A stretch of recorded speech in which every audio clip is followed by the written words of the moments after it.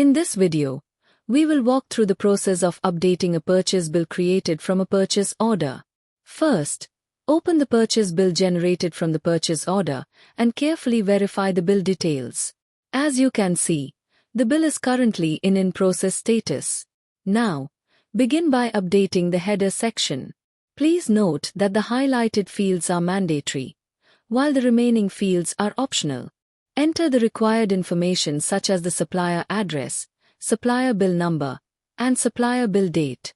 Once all mandatory details are provided, click on Update. The header has now been successfully updated.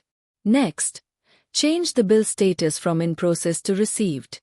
After updating the status, proceed to approve the bill.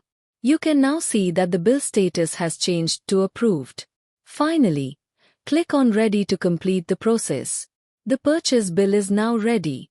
Then at bottom side you can see the transaction has been posted. At this stage, you can view the PDF version of the bill, where all the updated details are accurately reflected. This completes the purchase bill update process. Thank you.